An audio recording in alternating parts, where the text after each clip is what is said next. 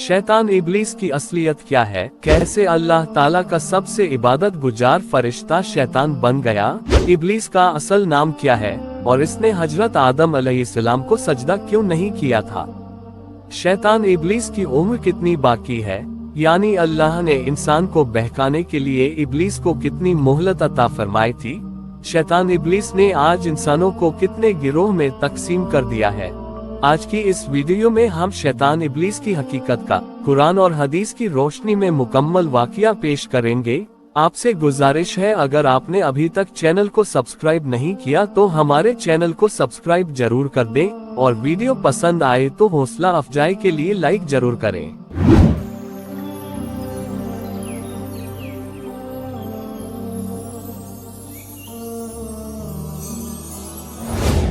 इरशादे बारी ताला है, और याद करो जब हमने फरिश्तों को कहा आदम को सजदा करो, सब ने सजदा किया सिवाय शैतान के, उसने इनकार किया और तकब्बुर किया और वो काफिर हो गया।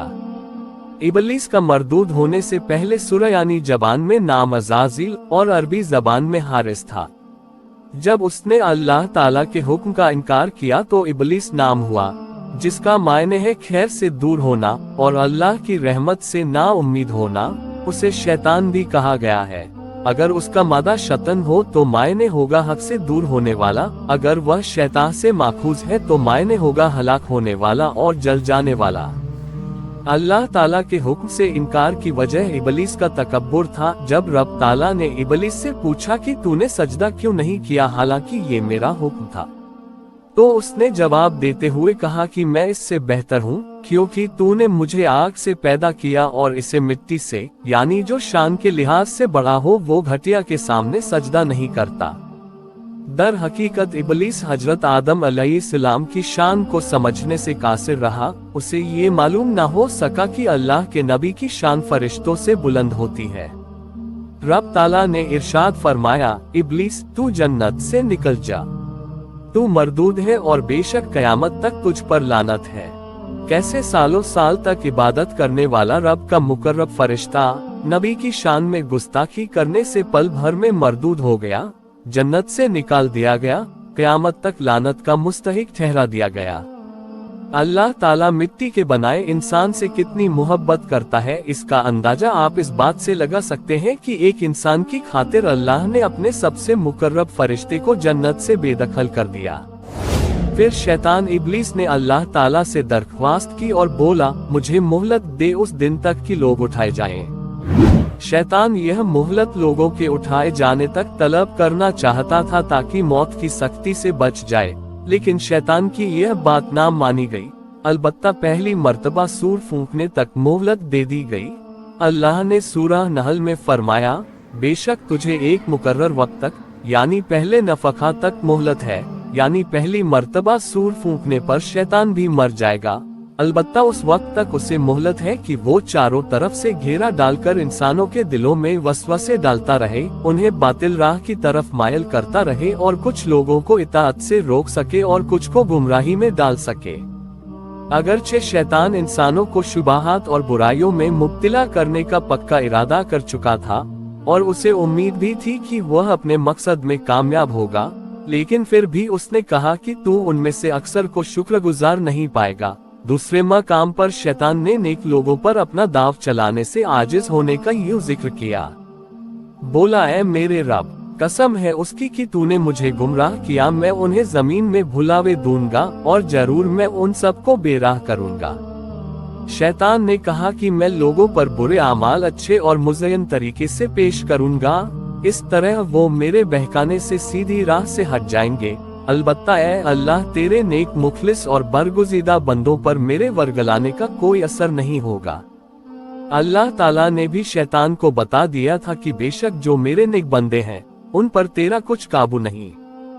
इंसान जिस्म और रूह का मजमुआ है। रूह आलम कुद्दस की एक लतीफ मखलूक है जिसमें आलम ए बाला के हकायक व कमालात और तमाम मनाफे पाए जाते हैं, और जिस्म की तख्लीक मिट्टी से हुई इसलिए इसमें मादी असरात और खुसूसियात और जमीन की मखलूकात वाले कमालात पाए जाते हैं। अल्लाह ताला का खलीफा बनने की इस्तेदाद हर इंसान को जिस्म और रूह के जिम्न में आता हुई, लेकिन शैतान ने इंसान को हक वक्त इस नेमत से महरूम करने की कोशिश की है। उसने इंसानों को बहकाया, बरगलाया, दिलों में शैतानी वसवसे डालकर इंसान को राह से बेराह किया, जिसके नतीजे में इंसानों के 5 गिरोह बन गए।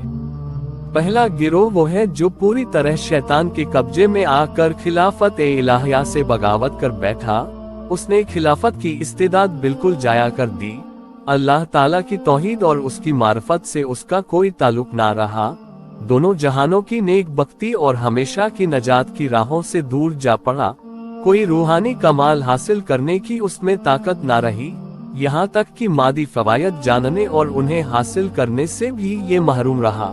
ये वो लोग हैं जो अक्ल व खिरत से खाली हैं, जाहिल, काफिर और मुशरिक हैं।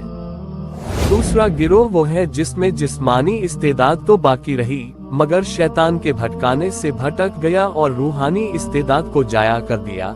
इसलिए रूहानी तकाज़ों को बरूएकार लाने से वो महरूम हो गया, मरफत इलाहिया को दरकिनार कर दिया और अल्लाह ताला की हस्ती से भी मुनकिर हो गया। उसने सिर्फ जिस्म और मादा को अपना मकसद समझ लिया और अपनी बकिया इस्तेदाद का रुख मादियात ही की तरफ मोड़ दिया, और वो अकली पेचीदगियों में गुम होकर रह गया। बाज ने जदीद इंकिशाफात और मादी इजादात में बहुत बड़ी कामयाबी हासिल कर ली। बेशुमार मुफीद चीजें ईजाद की, फिजा में उड़ने वाले तैयारे, खला में नूर व सैयारों के जरिए जमीन व आसमान तक राब्ते कायम कर लिए, हैरत अंगेज आलात ईजाद कर लिए। अब उनकी तरक्की का आखिरी मरहला है कि उन्होंने बनी नूर इंसान की हलाकत के लिए हजारों मील तक मार करने वाले मिसाइल तैयार कर लिए, एटम बम, नीपाम बम बनाए, आवाज से ज्यादा तेज रफ्तार हवाई जहाज तैयार किए, जिनके जरिए चंद सेकेंडों में रूए जमीन को हलाकत खेज मंजर में तब्दील किया जा सकता है, और एटम बमों के जरिए कुर्रे अर्ज को आंख झपकने की मिकदार में उड़ाकर तबाह व बर्बाद किया जा सकता है। खिलाफत इलाहिया की वो इस्तेदाद जो बनी नूर इंसान की जिस्मानी, रूहानी, दुनियावी, उखवी कवायद के लिए थी, उसे इंसानों के हलाक कर देने वाले आलात के लिए वक्फ कर दिया गया। तीसरा गिरोह वो है जिनमें खिलाफत इलाहिया की इस्तेदाद तो मौजूद थी, मगर शैतान के वर्गलाने का इतना असर उन पर जरूर हुआ और वो गफलत और सुस्ती का शिकार हो गए, अपनी इस्तेदाद को पूरी तरह बरूए कार न लाए। ये वो आम मुसलमान लोग हैं जिन्होंने कदरे कलील जिस्मानी और रूहानी मुनाफा हासिल किया, मगर अपनी सलाहियतों को पूरी तरह काम में न लाने की वजह से रूहानियात या मादियात पर कामिल तसरुफ हासिल न कर सके। बेशक वो मनसबे खिलाफत पर फायज नहीं हुए, मगर उन्होंने खिलाफत इलाहिया से बगावत भी नहीं की, यानी ईमान से हाथ नहीं धोया। लेकिन ये ख्याल रहे कि इस गिरोह में फिर दो किस्में हैं, एक वो जिन पर शैतान का असर कम होता है और दूसरे वो जिन पर शैतान का बहुत ज्यादा असर होता है, अगरचे ईमान से दूर तो नहीं होते लेकिन बहुत ही ज्यादा गुनाहों में मुब्तला हो जाते हैं। चौथा गिरोह अल्लाह के उन खास बंदों का है जिनमें अल्लाह ताला की अता फरमाई हुई जिस्मानी, रूहानी, इल्मी, अमली पूरी इस्तेदाद मौजूद थी और शैतान के भटकाने का उनकी इस्तेदाद को कोई नुकसान न पहुंच सका। अल्लाह ताला ने शैतान को मुखातिब फरमा कर पहले ही फरमा दिया था, बेशक मेरे खास बंदों पर तुझे कोई गलबा हासिल न होगा। यह मुकद्दस गिरोह अंबिया किराम और उनके मानने वाले कामिलीन पर मुश्तमिल है, जिन्होंने अल्लाह ताला की अता फरमाई हुई इस्तेदाद को पूरी तरह काम में लाकर खिलाफत इलाहा के मनसब को पाया, हिकमत व मसलेत के मुताबिक रूहानियत व मादियत पर मुतसर्रिफ होने और खिलाफत इलाहिया के तकाजों को उन्होंने सही मायनों में पाए तकमील तक पहुँचाया। पांचवा गिरोह वो है जिसने अपने ख्याल में सिर्फ रूह और उसके तकाजों को पेश नजर रखा और जिस्मानियात और मादियात को नजर अंदाज कर दिया। ये वो लोग हैं जो अपने अपने ख्याल के मुताबिक रियाजत व मुजाहिदा में मशगूल रहे। उनमें कुछ वो होते हैं जिनका अल्लाह ताला की वहदानियत पर ईमान होता है, वह शैतान के भटकाने से महफूज रहते हैं, और कुछ वो होते हैं जो अल्लाह ताला की वहदानियत पर ईमान नहीं रखते, उनको शैतान नजात की राह से मुकम्मल तौर पर हटा देता है। शैतान ने इब्तिदाई तौर पर हजरत आदम अलैहिस्सलाम को सजदा करने से इनकार कर दिया और पीठ फेर कर खड़ा हो गया। फरिश्तों ने एक सजदा पहले किया और फिर उससे खड़ा देखकर दूसरा सजदा बतौर शुक्र किया। हजरत मूसा अलैहिस्सलाम के जमाने में शैतान ने हजरत मूसा अलैहिस्सलाम से कहा कि तुम अल्लाह ताला से कलाम करते वक्त मेरी सिफारिश भी कर देना। आपने जब रब ताला के हुजूर अर्ज किया तो अल्लाह ताला ने फरमाया, इबलीस को जाकर कह दो कि वो आदम अलैहिस्सलाम की कब्र को जाकर सजदा कर ले तो मैं उसके गुनाह माफ कर दूंगा। जब हजरत मूसा अलैहिस्सलाम ने इबलीस को अल्लाह का फरमान सुनाया तो वो कहने लगा कि जब मैंने जिंदा आदम को ही सजदा नहीं किया तो अब मुर्दा आदम को सजदा कैसे करूं। इस तरह उसने सजदा करने से साफ साफ इनकार किया। बाज रिवायात में है कि 1,00,000 साल के बाद इबलीस को जहन्नम से और हजरत आदम अलैहिस्सलाम को जन्नत से बाहर निकाला जाएगा और फिर इबलीस से कहा जाएगा कि आदम अलैहिस्सलाम को सजदा कर, लेकिन यह इनकार कर देगा तो उसे फिर जहन्नम की आग में डाल दिया जाएगा। नबी को इस दुनिया से रुखसत होने के बाद कब्र की जिंदगी में सबसे पहले मुर्दा कहने वाला शैतान ही है।